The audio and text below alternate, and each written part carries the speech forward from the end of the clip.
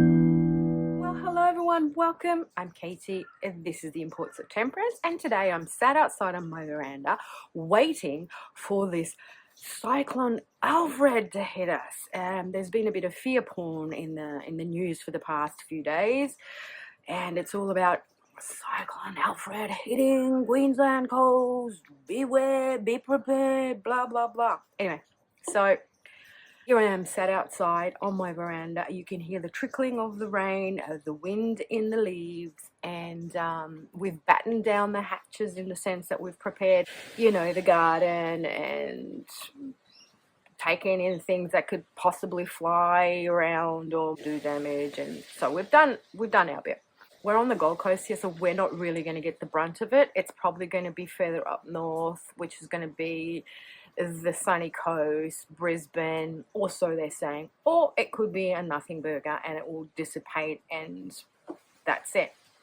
When there are cyclones up north, we tend to get a little bit of pushback weather down here, which means that it might be rainy and it might be, windy. So I'm not scared, but apparently everyone else is. But we're not here to talk about a cyclone Alfred hitting the Queensland coast. Oh, we know, my friend. Why we're here today is because I took delivery of this deck called the Dragon Tarot yesterday. Now, I ordered this on eBay because I wanted it secondhand. I didn't want to buy the new one because this is does it have it here? This is printed in Belgium, and I feel that the cardstock is much better. And I think this is a 1995 deck. Anywho, you can see the state of the deck. It's a bit bashed. It didn't come with a little white booklet. I don't know if it originally came with a little white booklet. And here we have these little two title cards. And the cardstock is really good, but I feel that the printing job isn't great. Yeah, it does say 1995 US games. And I find that back in the day they used to do better cardstock. Although this feels a little bit coated, this one does. So the designer of the deck is Terry Donaldson, and the artwork is Peter Pracownik. Sorry if I butchered your name, Peter. Apparently he is a famous artist and illustrator, and he does a lot of kind of, I would say, comic art. Yeah. So why, you might ask yourselves, did you get this old deck? I mean, this has been around for a while. Because I came out of meditation, was it last week? 10 days ago? I don't know. I was sitting in meditation and I kind of try to get in touch with dragon energy. And obviously this year it's the year of the snake. Last year was the year of the dragon. And I feel like snakes are dragons' little brothers and sisters, right? So did this meditation, tuned into this energy of the dragon, which was super, super, super dense, super heavy. And it was so heavy that I could only kind of see this image of this dragon slithering. I couldn't see him as a whole. I could only see a bit of it. And then all of a sudden, the image parted for me, and there was this nest with dragon eggs in there. And I felt that this dragon was protecting these eggs and protecting, like, this was above me, above Australia. And I felt the protection of the dragon. Sort of this energy was a protective energy. I couldn't quite understand what the message was until it kind of parted and it sort of like was slithering in sort of a round fashion, and I saw these eggs and I thought, okay, this is protection energy. So it's protecting its nest, and that nest must be us as people, Australia as a country, me tapping into that energy. So long story short, I tapped into this energy of the dragon. I came out of meditation and said, hey, I don't have a dragon deck. And I was watching Amanda Alice's channel. She was talking about the energy of the dragon, and I saw a couple of her decks. So I thought, okay. And then when I went on my computer and I just sort of typed into Google dragon decks, it was a kind of like a line of different dragon decks, but this one caught my eye. And then I kind of went into a little bit more of research. I watched a few walkthroughs of this on YouTube. I had a look at other dragon decks. And to be perfectly frank, none of them kind of tickled my fancy, because there was not that raw energy that I require from a dragon deck. They're all a bit, you know, fantasy, kind of soft, kind of like fairy tale energy, whereas this energy of the dragon was super strong. So anyway, saw this image, I said, okay, did some walkthrough, did some due diligence, and then I went on to eBay to see if I could get it secondhand. There was a lady in Australia that was selling it for like $30 Australian plus postage. I put in an offer. I said, can you, you know, give it to me for $28, because I had to pay postage on top of that. So I got it for $28 was the deck, and postage was about like $6 or $7. So this arrived yesterday. I did look through it. It was all out of order. And I just got a real kind of powerful sensation from it. But I did look at it inside, you know, in not great lighting, and I was a bit tired too. So I just sat it next to my bed, like this, in its beautiful little pouch that I bought for it on purpose, with my crystal on top. And that sat on my bedside table overnight. So now I want to take it out and just look through it and give you my proper first impressions in the light of day, fresh of mind, with a nice cup of tea. I've got some black tea here, so grab yourself a beverage of your choice, and I will show you this deck.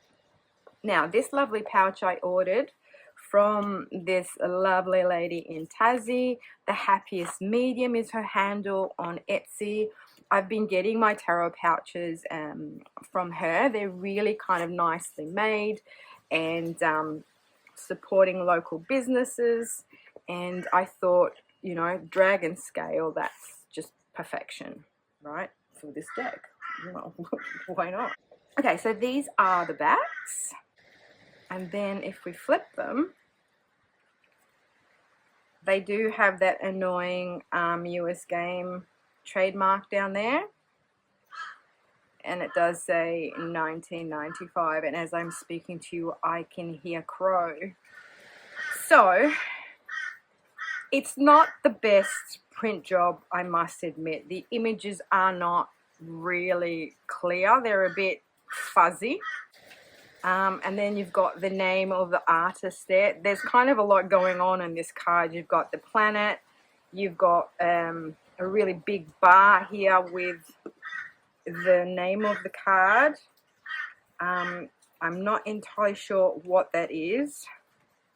It's giving me vibes of being more of a Thoth leaning deck, because it is a pip deck as well. So the pips are... The pips are pippish. They do have illustrations on them. Yeah, for some reason, you know, like, I don't mind. I don't mind at all. So I just wanted a dragon deck. Kind of gave me the idea of strength. And these dragons are quite ugly when you look at them. And the artwork is very stylized, in the sense that you can see how this artwork would be for like a comic magazine, or whatever they call. Are they called mangas, or that kind of style of magazine artwork? I'll link it below when I think about it. It just escaped me at the moment. But, you know, oops, that's, sorry, the wrong order. There's a magician there. But there's this strength that comes through these cards that kind of like hits me like I need to be hit, you know, and this is the whole point. And the color of that dragon in my meditation was this color. Interesting. That's our high priestess. I mean, the font is really hard to read, in my opinion. I mean, that's meant to be 2. Like, though they look like J's, but they're like meant to be the number 1, 1, 1, so 2. I see, 3. This is your Empress, and we can see how fuzzy the print is, which kind of leads me to think, is this like a dupe or a dud? But having said that, you know, when you have a look at the box, it doesn't have those QR codes that those the fake copies usually have. It looks pretty original, and I mean, if it says 1995 on the side there, newest game. So this is our Empress with her little new hatchling dragon there, and this beautiful kind of nature and the roses. But see, she's not like gushy. Do you know what I mean? I don't want a gushy dragon. I want a fierce dragon. The Emperor. I love the Emperor. The Hierophant. The Hierophant's coming to do battle, apparently. He's got his helmet on. Better guess that's meant to be the papal tiara. He's got a ladder. It's a bit Masonic, isn't it? There's a lot of Masonic symbolism in these cards. The Lovers. Now, I guess this is a bit of a more of a softer card because it's got a heart. The dragons are intertwined with holding the hearts. But having said that, it's not like overly gushy, and you've got the yin and yang sign here to actually describe that this is a coming together of forces, rather than, you know, how people traditionally kind of read the Lovers as people being in love, two people coming together. I don't read the Lovers that way. For me, the Lovers is more about balance and union and stability, in the sense that I find that number 6 is one of those cards that shows us the other side, like a mirror image, and number 6 is also like the center card. You know, you come from your center, you're centered. Yeah. And then you've got the Chariot, which is cute, and there's a little crab down here. Yeah, so I'm not loving this kind of name down here because it just takes up a lot of the image. I wish that that was kind of like smaller, or it was just writing without the box. The Strength card. Now this is very interesting to me. This is a very alchemical image with the green dragon and the lion. Usually it's depicted as the red lion, but it could be seen as the golden lion with the sun and the... Oh my god, I've just gone blank. Anyway, that.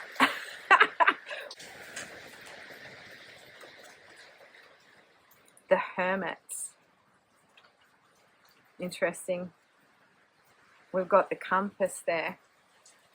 He's standing up there. He's got his little lamp there, and there's like a little town in the background there. And he's got the symbol here of the 6-pointed star, which is masculine and feminine coming together. Interesting. I like this Wheel of Fortune. Then we've got Justice at number 11. So it's kind of following the RWS, the Hanged Dragon. Oh no, the Hanging Dragon. Oh, this font is really hard to see what I mean. It's just like covering these bones under here. Death. Temperance, looking in the waters here, and then you've got the hands and the cups here mixing together the elements. The devil. Yeah, and see, this is just covering up these two skeletons down here that have been chained up by the devil. Tower. I really like that tower. The star. I like the star too. The moon. Yeah, it's got a little crustacean there. I like the moon too. Not the biggest fan of the sun card. Judgment. Interesting, it's a three-headed dragon here. There's an anvil down there. Oh, the hammer. Hammer and the anvil. That's interesting imagery. Okay. And then the world. So the dragon wrapped around the world with the signs in the corners between two trees, which kind of like indicate those two towers. And a beautiful kind of field down the bottom with a waterfall. There's a lot of water and waterfall in here.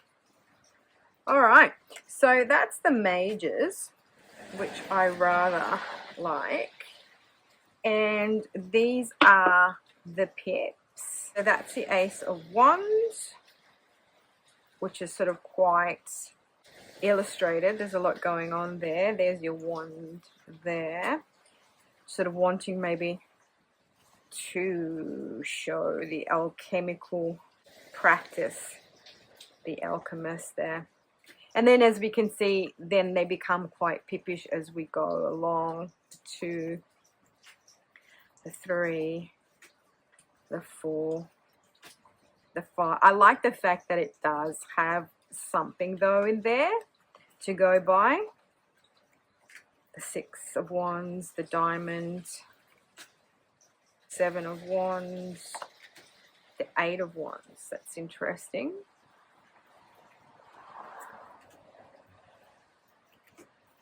10 of Wands, and then you've got the Page, the Knight, the Queen, the King. So the King and Queen are denoted by the crowns, and then for the Knight you have the shield, and then here you just have the element for the Page. So the cups, they have kind of like a seahorse vibe to them, and sorry, the neighbors just decided to start talking as usual. 2 of Cups, 3 of Cups, little dragon celebrating. 4 of Cups, mum dragon with her baby dragons down here, and the 5 of Cups is Nessie, the Loch Ness dragon, we should say. And then you've got 6 of Cups, interesting with the dolphins, and kind of like a Viking ship there. 7 of Cups, and you've got all the images in the cups. 8 of Cups. 9 of Cups, he's very seahorsey. And you've got like a fish's tail coming out there. Sorry, I'm just fiddling around here. 10 of Cups, so you've got the 2 dragons communing together. Page of Cups coming out of the egg. Knight of Cups ready for battle. The knight in shining armor I call the Knight of Cups. The Queen, she's, instead of looking inside of her cup, she's looking down here in the water, and there's a toad there. Interesting. Your King of Cups with the wolf howling at the moon. Ace of Swords. I love this Ace of Swords. And the aces seem to have bubbles to represent kind of like air. 2 of Swords. I like that 3 of Swords actually. The dragon's not being stabbed. 4 of Swords. 5 of Swords. Six of Swords. Yeah, so as we can see, they are very pippish. They have a lot of kind of unnecessary stuff down the bottom that takes away from the artwork. Maybe they could have done these cards bigger because they are not a standard size tarot. They're more like a card size tarot. But there is some kind of depiction on the pips that you can use to read from if you're not like someone who enjoys pip decks. Queen and the King. I like this King. Look at him. Mountains down there. His crown's got some colour there. Okay, and last we've got the suit of Pentacles, which I find kind of these dragons seem to have these growths, like, you know, like these branch-like sort of growth coming off them. There is this maze here. It's very interesting. So the Two of Coins. So the two coins are here, and they're kind of juggling them. Three of Coins. So this is based in the forest. Okay, so these are forest dragons. See how there's the maze there that is flying over, and the sort of like the stars are on the maze. Six of Coins is lots of mushrooms. These are poisonous mushrooms. The Amanita muscaria, I think they're called. Seven of Coins. Eight of Coins. Nine of Coins. 10 of Coins. See, there's a lot of tree imagery in here. There's two kind of like sides. There's the black and the white as the pillars that you get in the High Priestess. You've got the same thing here. But one tree's upside down. Ah, okay. See this white tree? It's upside down, and the black tree is right way up. Interesting. And then you've got Page of Coins, Knight of Coins, Queen of Coins, and the King of Coins. And there you go. So very interesting. How does it shuffle? It actually shuffles really well. It's like sort of got a weight to it. It's not flimsy at all. Shuffles really well. I'm not a riffle shuffler, I'm just an overhand shuffler, and that just feels really good. So let me just mix them all up. That can go over here. Just want to pull a card because I've been wanting to play with these, but I thought I'd wait for today to film this and then give it a good shuffle. I might also do a deck interview with it once I've shuffled it really well.